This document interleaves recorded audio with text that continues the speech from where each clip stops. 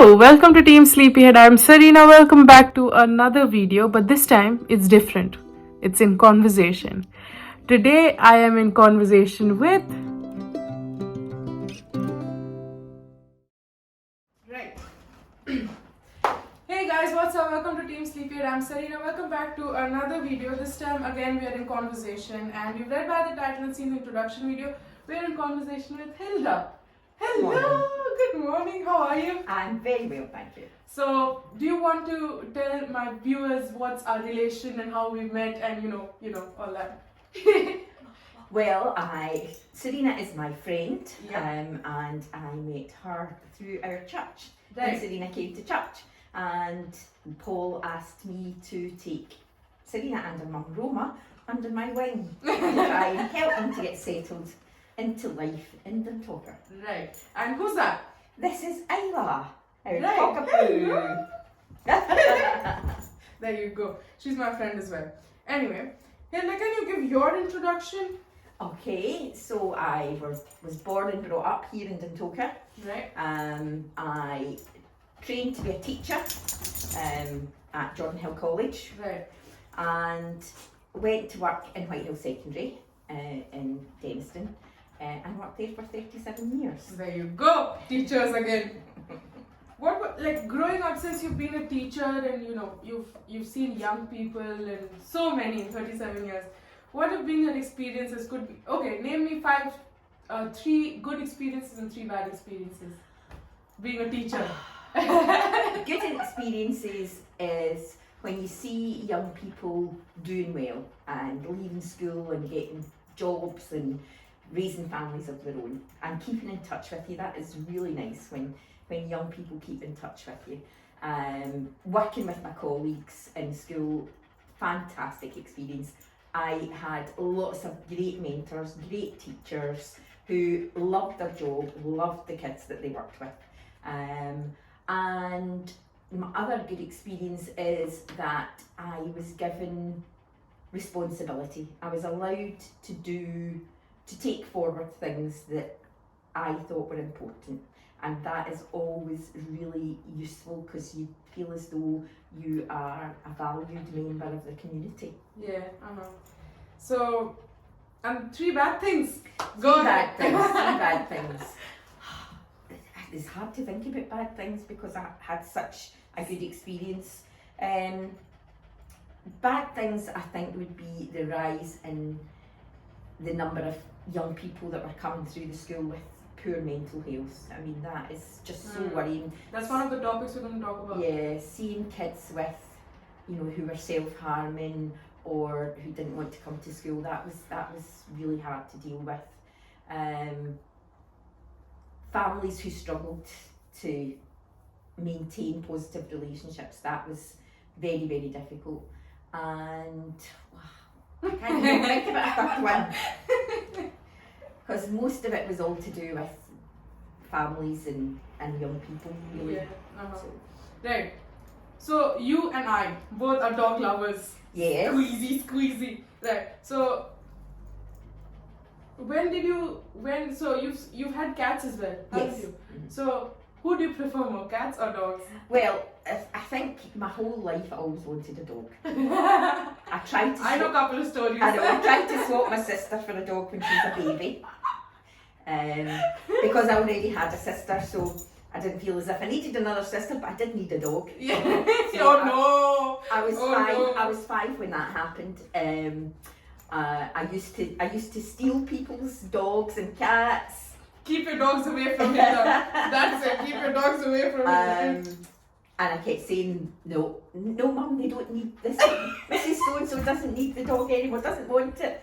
And she would just tell me to get the dog back. So I had goldfish, I had rats, gerbils, budgies, you name it. I had cats for a long time. And when I retired, because I knew I would be able to look after the dog at that point, I bought myself a dog. That was my retirement present to myself. You swapped a sister for a dog. No, I still have a sister. Still have 2 sisters. You still have the sister. Right. So many of the people don't know We're going to talk about a very life-changing experience for you where you got an MBE. Do you want to explain what that is? Because I don't want to explain it. So the MBE stands for the Most Excellent Order of the British Empire. A member of the Most Excellent Order of the British Empire. Uh-huh. Look at that. Sorry. No. The dog is trying to take the show. So I was nominated for that by one of the deputy heads in the school. She thought that what I did went above and beyond what I was supposed to do as a head of department. So the reason I was given it on the official form, it says it's for services to young people in the East End of Glasgow. Right. So when I worked in the school, I was head of support for learning, behaviour support, and had 2 co-located units that I managed as well. One unit was for young people who were school refusers or school phobic. I think I was one, you know. I think I was one, you know. Well, you should have come to my age. You know, because my mom used to tell me that whenever I used to ask you to study or something, you used to say your head's paining and stuff. I think I was study phobic. Anyway. And one was for young people who had so much love today. Who had additional learning support, who had additional support needs in terms of their learning. So I did loads of things, but I just can't even explain to you what they were. But at one point, I set up an evening school for young people who didn't want to come to school during the day, and we'd bring them in at night time, from 5 o'clock until 8 o'clock. Right. I would cook them dinner, so we would work from 5 o'clock until about 6:15, and then we would stop and we would go and we would just sit down, set the table, have a proper meal, chat to one another. Parents would come along as well, and the parents would be sitting having dinner with us, and then after we finished dinner we cleared up and then we went back to work and we worked till 8 o'clock. And it was a lovely experience because it was nice to see the kids with their parents. It was nice to talk to the kids in a more relaxed environment. I used to go and visit kids in their houses if they weren't coming to school. I would go on the way home, or I just set up a lot of things. At one point I was buying uniform for kids who couldn't afford to have school uniform. However, the school then took that over, so they were buying the uniform, which was saving me a lot of money. But there was loads and loads of things that I would do. I would absolutely, no matter what, I felt I had to go out of my way to make sure the kids felt loved and wanted and listened to. That was the important thing for me. Inclusion was really, really important. And to make the kids feel as though somebody knew them really well. You know, somebody would have their best interests at heart, because a lot of these young people had really awful experiences of schools, you know, and so I'm really proud that I could help to support them. I'm not saying that I made a difference to everybody, but I did my best. I'm sure you did. I did my best. So, you were given the medal by Prince Charles. Yes, indeed, I was. And I can't put up pictures and things because that's confidential. But Prince Charles and you had a conversation. Yes. You know, and can you share what conversation was that? Was it like very private, or? Well, we're curious. Now come on, you have to say. What Prince Charles was saying was that young people need support and they need to have a vocation. That education, academic education, is not for everybody, which is true. Because I'm a great believer in the multiple intelligences. Some people have emotional intelligence, some people are good with people, some people are good with their hands, some people are good at academia. So yes, and I think as you go through your life, you become more appreciative of other people's gifts. And the thing is that young people can teach you so much. You know, just listening to them or watching them doing things in a slightly different way to the way that you would do them can open your mind sometimes. So yes, that was the kind of conversation that he was having, because he was saying that basically education's not for everybody, formal education's not for everybody, which I have come to acknowledge over my career. Acknowledge, right? Okay. So you were also discussing about children with mental health coming to your school, and you were dealing with a lot of mental health issues.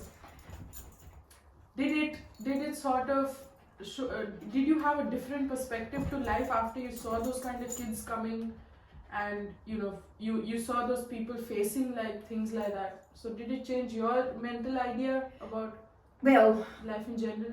Yeah, I hadn't realised how many young people were affected by poor mental health, and that is very, very sad, because I had a really, really happy childhood, had no worries, no concerns, a really idyllic childhood, I would say.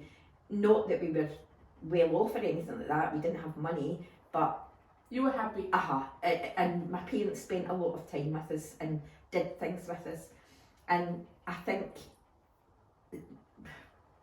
for whatever reason, parents working, wanting to have, pay for houses and things like that, I think sometimes children don't have that. They're not as resilient. That's the one thing that I did notice, is resilience is lacking in a lot of young people. Certainly a lot of the young people that I was working with, they don't have the resilience to cope with significant changes in their life. So if something happens, even sometimes something simple, like not even being able to do a sum in maths, for example, they would just shut down, because they give up. They just don't have that resilience to be able to think, right, okay, I can't do this one, maybe I can go on and do the next one, or I can't do this now, but I might be able to do it later on, or find a way around it. It was just like completely shutting down. And so, and I mean, even more significant mental health issues like that, young people who self-harmed, young people who tried to commit suicide, young people who ran away. It was, I just cannot believe, I still cannot believe that young people in this day and age, can do the that. number of they people, think like that. the number of young people who have those kind of significant mental health issues, and the lack of support for them that's out there. I mean, the children and adolescent mental health services are great, but their waiting list is long. Long, because there's so many. And the staffing, they just don't have the staff to deal with all the young people. For eating disorders, all of these things. I mean, I cannot believe everything that I saw throughout my career. All of these young people and their mental health issues, just, it was an eye-opener. It was an eye-opener. I have to say that, and I'm not saying this about you, Serena, but I have to say that I think social media has a lot to do with it. Because there you go, that's it. 24 hours a day, 7 days a week, these children are watching other people doing things that they might not be able to do, looking the way that they might not be able to look. Can't be themselves. Just so and busy. And trolling them. Like when somebody posts a negative comment, you can't get away from that. No. And no matter how often you tell young people just to block that person or come off social media, they can't do it. It's like an addiction. It's like an addiction. It's like life depends on it. Yes. So for a lot of young people, a lot of their issues were triggered by social media. I'm not saying they were the only reasons for it, but they were triggered by social media. And then there was the very strange thing where you would be in a classroom with children at interval time or break time when they had their social time, and they wouldn't even talk to one another, but they were talking to one another on social media. So there was no conversation going on, but they were all like that on their phones, and you think, what is even happening? So trying to encourage them to talk to one another or interact with one another socially, because that's not how life works anymore. Strange, isn't it? It is very strange. So, but yes, as I say, it's still a very big concern about young people's mental health issues when we have such a different world to the world that I grew up in, Mm. and young people tend Huge difference. yes, young people tend to have more material things, but it's not made them any happier. No. No, And it's like they want more and more and more and more. and this is a sweeping generalisation, and it doesn't apply to all young people. No. But in my experience, Yeah, the young people that I worked with, this was a big issue. Oh, okay, right. You okay. talk. I talk a lot, by the way. So, coming like to young people issues again, like we spoke about depression and mental health. I also want to lay stress a bit on love versus money. Yes, indeed. Stop making noise. Sorry Yep. for that. Sorry for that. This is a candid chat, so we can do anything on this video. It's fine. But love versus money is a huge thing nowadays as well. You know, everything. People say you can buy love with money nowadays. You know. Well, I suppose you can somewhere. So, what do you have to say about that? I have to say that money helps. Definitely, I have always been comfortably off since I started teaching. But when I was young, when I was a child, I would have to say that we had nothing. I mean, my mum didn't even have underwear that she didn't get as a present. You know, she Yeah. couldn't afford to buy in. She had 4 children. My dad worked, he always worked. So we had an income, but it wasn't, we weren't poor, but we weren't rich. No. But you were happy. But the most important thing was that we were a family. We spent time as a family. I still keep in touch with my siblings. One of my siblings is in New Zealand, so it's not, we're very close as a family, and I struggle to understand why anybody would want to fall out with any of their family. Yeah. So I think that gives you, I think as you get older, you realise that love is more important than money. I think when you're young, you know, obviously when I was young and my mum and dad were taking us places and all that kind of thing, you just think that's the way life is anyway.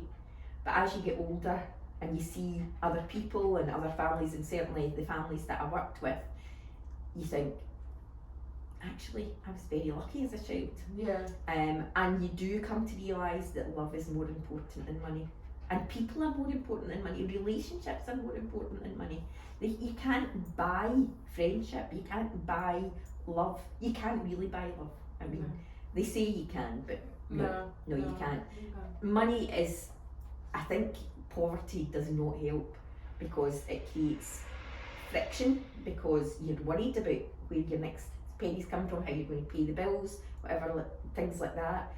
So I think it causes friction, and it does destroy relationships sometimes, poverty.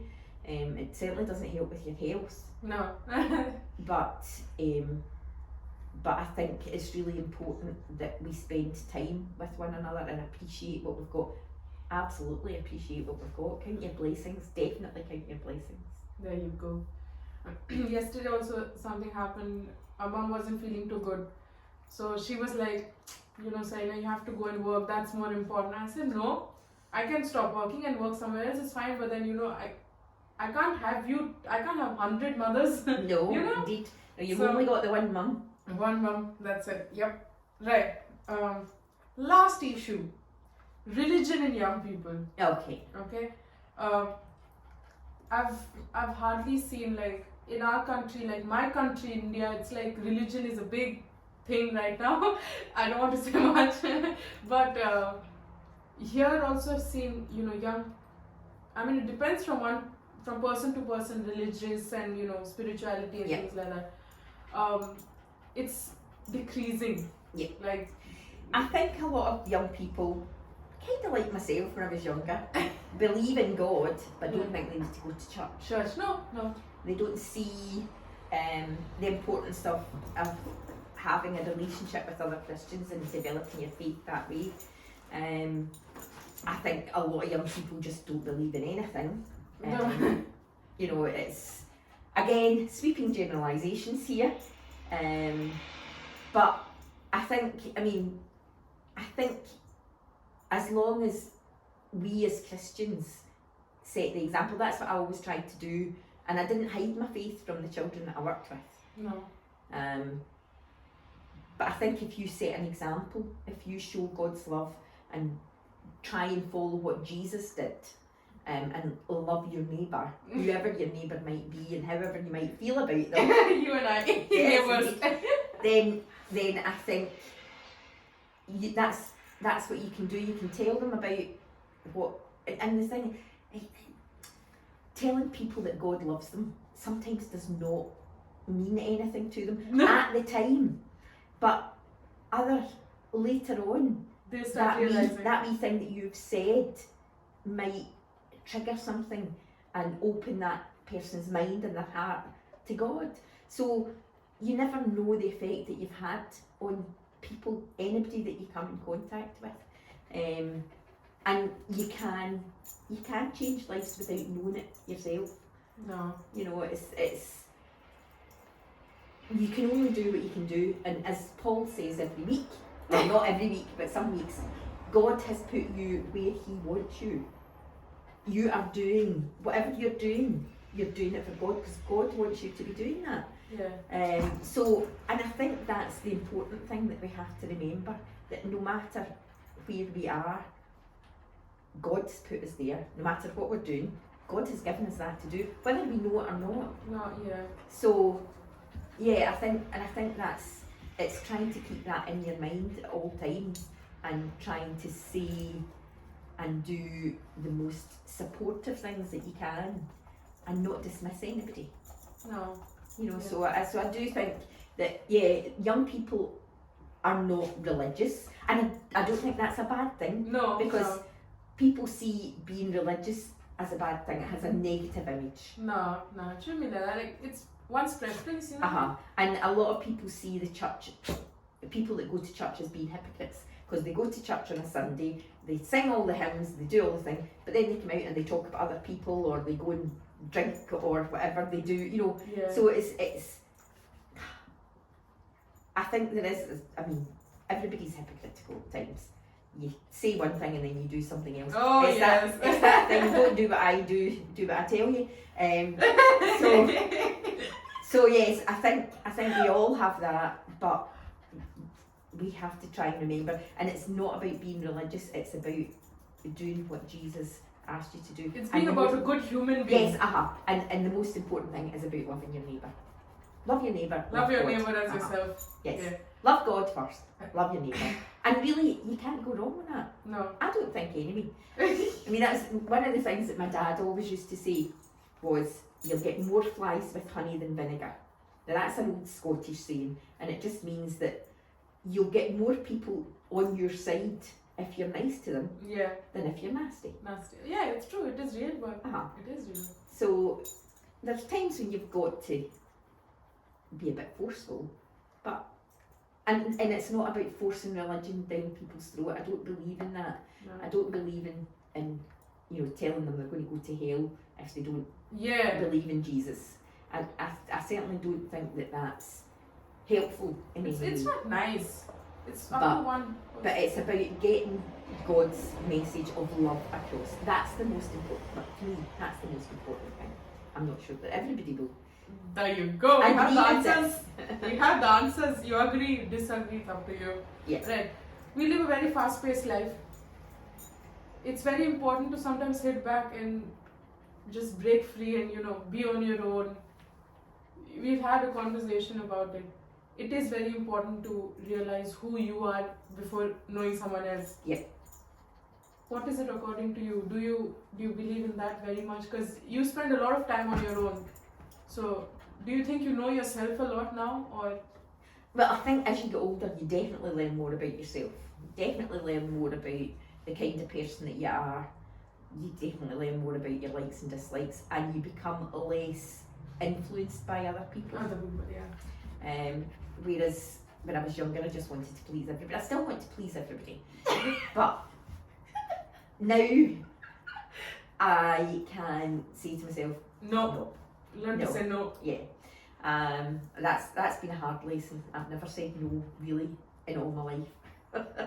I'll say no, that's not a problem. That's fine. I'll do that. Yeah, you want somebody to do that? I'll volunteering, and then I go, oh, what did I say that Yeah. for? So I think you do learn more about yourself as you get older, and you learn more about yourself from watching other people.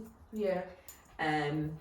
So yes, I think this is, my elder said this to me one time, stop doing, you need to be more. Don't do so much, just be. That's it. So, because I'm a human being, I have to be. Oh, right, that's a good one.